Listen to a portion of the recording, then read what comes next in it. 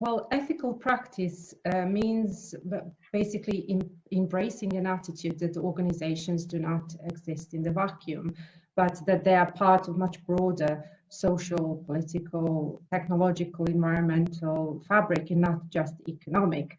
So this system within which we operate, within which organizations operate, that fosters this relentless drive to kind of making profit at the expense of human beings or the expense of the environment has caused a lot of damage. And in some cases, this damage seems to be bordering irreparable, right? So on the one hand, we have a climate change that is exemplified in this cascade of alarming environmental kind of activity around the world, like wildfires in Siberia or floods in the UK and Germany recently. We also seem to have lost a large proportion of Amazon rainforest, to name only a few. And then on the other hand, we have something like 40 million people trapped in conditions of modern slavery. And of course, the increasing trend, and this is now happening in countries that we would normally consider wealthy countries, such as the UK and others, the trend of poverty in paid labor.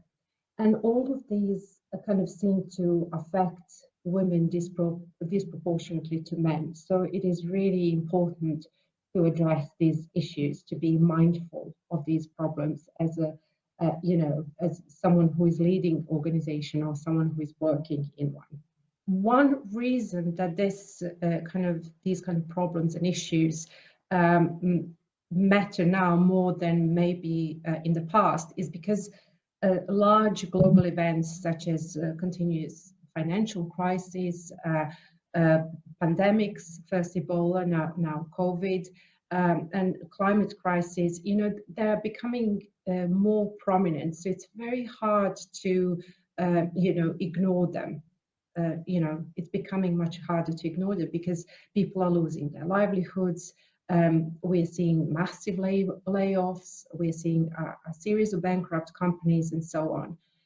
But another, perhaps more positive reason is that organizations and their leaders are seemingly becoming more proactive at preventing and ameliorating some of these issues and challenging what we call, wicked problems, those problems for which there are no easy solutions, and recognizing the value of broader inputs in their decision making, such as that of a diverse workforce, for instance. So the organization that springs to mind is Trade Organization, based here in the UK.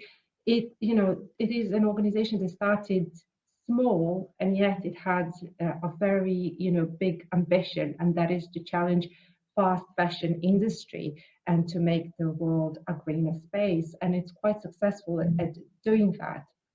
And there is also a group of organizations known under the banner of B Corp. So these are, organizations that are trying to redefine success in business and to build more inclusive and sustainable economy. And, different organizations can, approach these issues differently, and they can be very creative at doing that. So recently I read that how National Trust has introduced siestas for their staff because the climate is becoming hotter in the UK.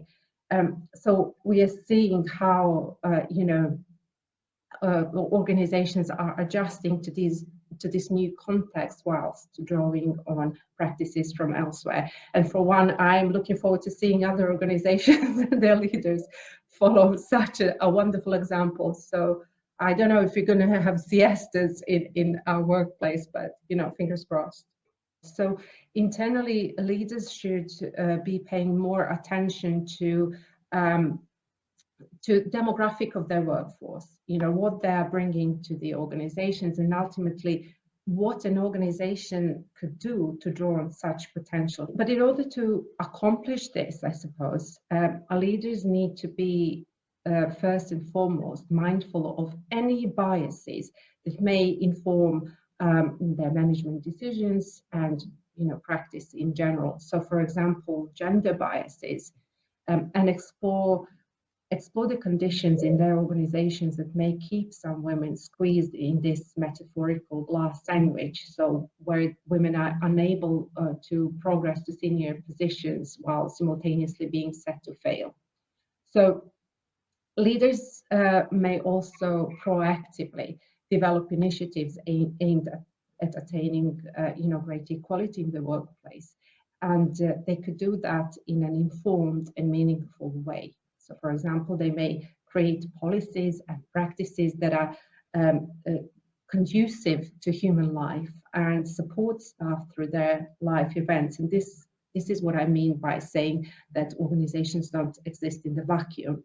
So leaders need to pay attention to issues such as menopause, miscarriages, abortions, parenthood, sex reassignment, to name only a few, because I think ignoring these may not only affect the morale in the organization, but the productivity of workers as well. And my wonderful colleague, Jo Brewis, has recently drawn attention to the fact that women reaching menopause represent the fastest growing group of workers in the UK's labour force.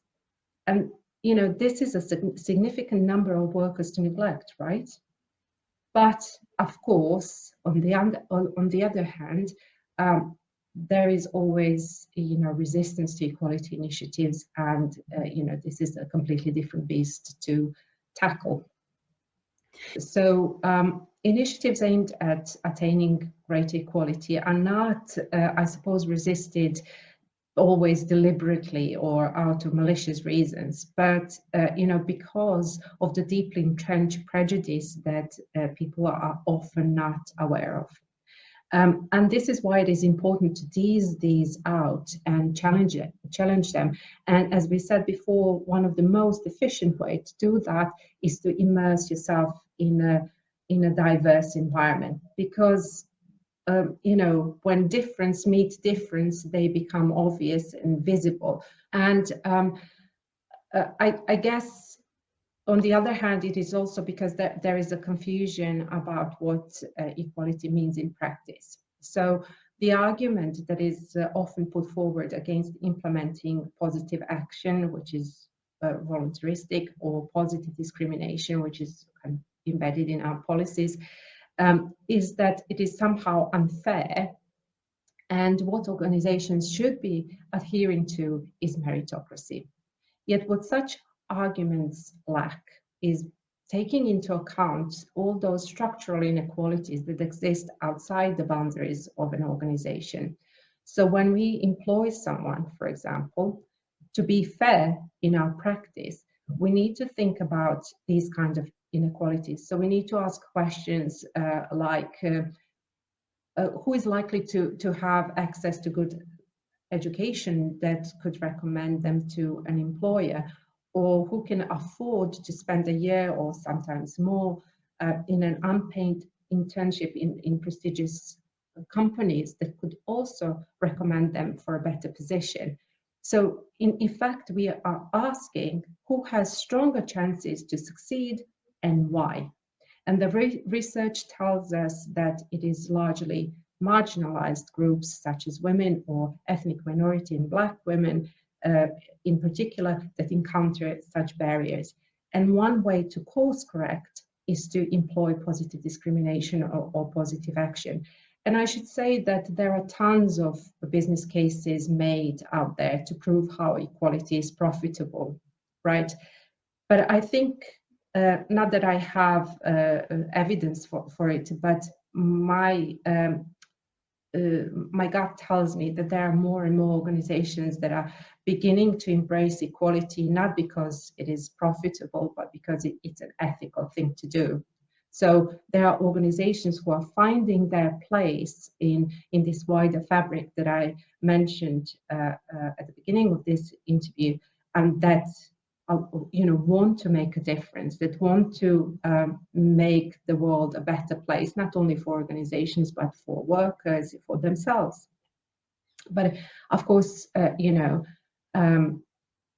is also, on the other hand, something called gendered corruption. that works against all these kind of positive initiatives. Gendered corruption is essentially an abuse of power aimed at benefiting one gender at the expense of another.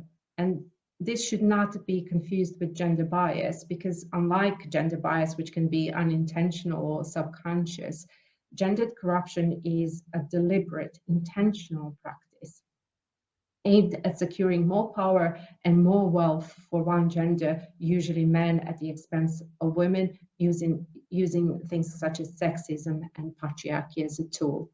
So I suppose here it is important to draw attention to the fact that organizations are porous, and that patriarchal norms will continue to seep into organizational practice, and infecting that practice. So it will affect how decisions are made, in whose favor, how laws and policies are interpreted, and essentially how wealth and power are distributed.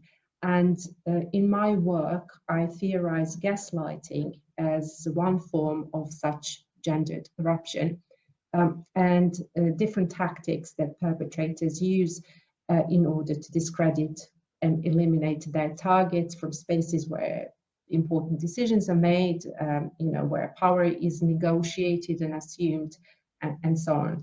So one of the effective ways in which organizational leaders can be mindful is by immersing themselves in a diverse environment.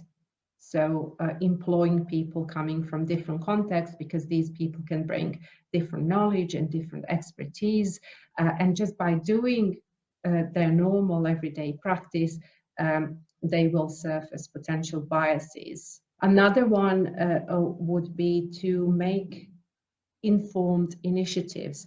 So in order to avoid tokenism, speak to researchers, hire people who really understand, issues that you want to tackle in your initiatives aiming to improve equality. So, for instance, it is probably unethical to hire men to write initiatives about women, women's gender equality only, or to hire white people to design an initiative aimed at attaining kind of diversity and equality between different ethnic groups, right? So it's just being mindful of different people's experiences and people's expertise as well. And the final bit is something to do with gendered corruption. So being mindful that these norms, gendered norms, that they are deeply embedded in all kinds of practices, everyday practices, be it in family or in society, and how we treat one another. So we bring all of these into organizations. So it's I guess organizations could become potentially these emancipatory tools for kind of fighting and deflecting gendered corruption on a daily basis if they want to.